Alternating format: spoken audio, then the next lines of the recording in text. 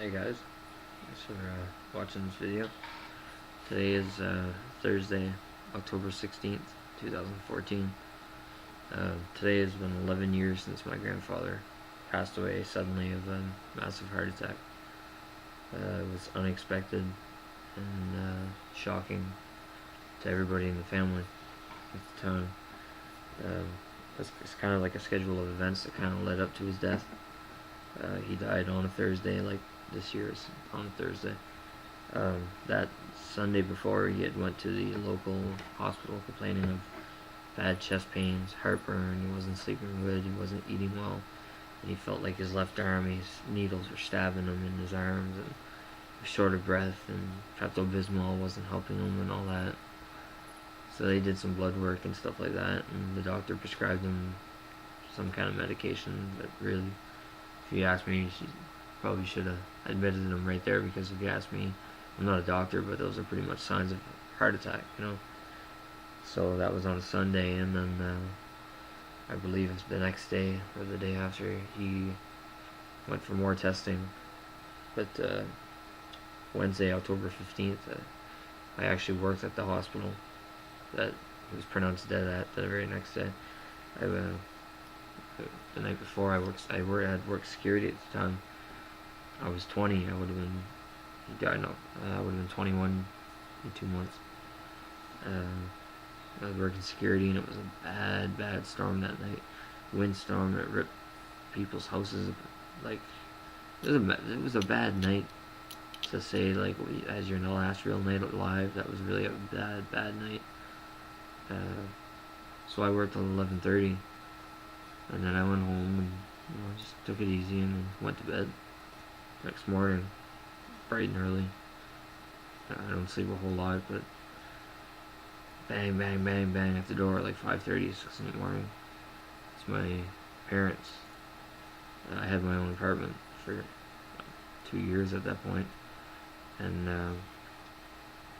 they said, Aaron, come to the door. So I was half asleep, so I got out of bed and went to the door, and they came in, and my mother said, Aaron, Grampy died this morning. He had a massive heart attack and he died.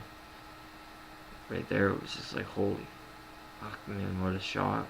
I'm like, what? Serious? What? How could that be possible? He was at our house like 3 days ago. And they're like, oh, we just wanted to come and tell you, and we gotta go, we gotta go get stuff for his funeral, and we gotta get dressed up nice. And I just remember it being a blur. We had to get nice clothes for his funeral and his wake and stuff like that. And I remember when we were coming back from doing all that, we were listening to the radio, and the song Dance With My Father by Luther Vandross came on. When I heard that, I just lost it. Complete crying. So at that point, I don't really think I had cried. It was a shock, right? And sudden death. Shock. I mean, I wasn't aware of the fact that he was sick, that he was feeling these symptoms like that, because it was Thanksgiving just a few days before that. That's, I think, a week maybe, and he had Thanksgiving dinner at our house, and he didn't, as far as I know, I talked to him, he didn't have any signs, or he wasn't displaying signs of heart attack symptoms.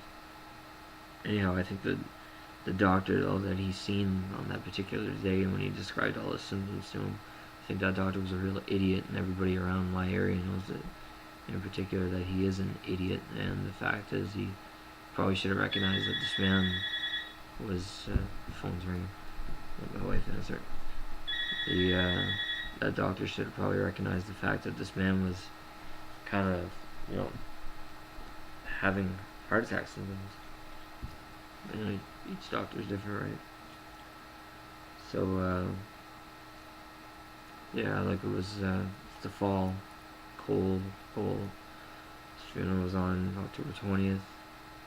Had his wake over the weekend. He died on a Thursday. And I remember we carried his casket into the church. And It was at the front of the church, and we were just sitting there in the front, and I was crying and crying, and I had to kind of perk myself up, I guess you could say, because I had to deliver the eulogy, and it was really hard. I mean, I mixed some kind of like humor into it, I suppose you could say, but when you're dealing with something sudden loss like that, it's really it was hard. So it was hard to get up there in front of the whole church crowd that came out there for his funeral and speak, about his life, how I knew him, and how other people perceived him, and different experiences and funny stuff I had with him. It was really funny, some of the stuff. And I remember when we put his casket back in the hearse and took it to the cemetery for burial. Where I am, they have the thing where they lower your casket down and I remember when it was going down, you're not really supposed to watch it. It's not like in the movies, right? In the movies they have funerals right at the grave. Where I'm from, they don't do that. So as they were lowering it, one side got uneven, the other side got even, so it was going crooked. So one of the guys in charge jumped into the hole and managed to straighten the casket out. And I was watching this as it go down, and the casket was actually placed inside of a wooden box with a cover. They do that around here. They put your casket inside a wooden box, put a cover on it, and pile the dirt on it. Anyhow, I remember just sitting there watching and thinking how cold I was as I was freezing. It was October 20th. Freezing cold, fall, just a suit on, just being sick in general myself, and just watching his casket going into the ground and thinking to myself, my God, he's going into that cold ground right now. Obviously he's God now. It's just a body. There's no, but the fact is just that he was going into that cold ground, and they would be burying him. So today I visited his grave like I always do, and placed a flower in front of his tombstone and said a little prayer to him in my head, and I said I wish he was still with us. You never expect sudden to die like that.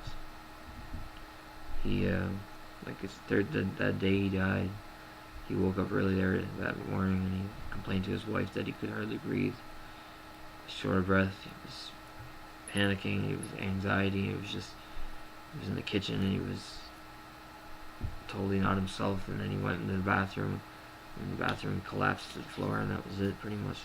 The ambulance arrived, and there was never nothing after that. So this is actually a picture of him.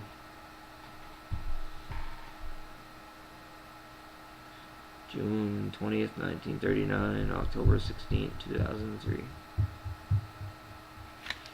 Miss him a lot. So I thought I'd make this little video, and I wasn't gonna make it long and depressing or whatnot, but it's been 11 years. A lot has happened since then. Divorces, kids. He has 3 great grandkids he never got to see, and it's too bad. It's sad. He's my father's father. I don't have a relationship with my father. I'm not going to go into details with that, but he's my father's father, and I wasn't particularly close to him at that point, but I was when I was younger. But it was still a shock to me because it was unbelievable, because that picture I just showed you was taken 2 months before he died. He seemed to be in good health and everything. So anyhow, I just want to say rest in peace, Grant. Miss you a lot. It's 11 years. I wish you could have met my son. I know I talk to him about you all the time, so if you're up there in heaven right now, he knows about you. So we'll all be together again someday. So if you took the time to watch this video as long as it's been, thank you. Appreciate it. It's a tribute video to my grandfather, whom I loved very much, and I still miss him very much. And visit his grave and decorate it and add stuff to it and make it look like he's not forgotten. Once we're dead, you can't. Just because we're dead, it doesn't mean we're forgotten. But people seem to forget that. I feel like after we die, we're still a presence. You can't forget about us. You have to still put stuff on our grave. You have to, make it look nice, presentable to people who are passing by. Once you're dead and gone, you can't be forgotten. I don't believe in that, and I know that once my time comes, my wife knows how passionate I am about making sure that my loved ones' final resting places are taken care of. So I know that she will do an amazing job of keeping my final spot very nice. Because I believe that once you're dead, you should not be forgotten. You had a life, you lived a life. You should be remembered in death as you were in life, equally. So thanks for watching this. Appreciate it.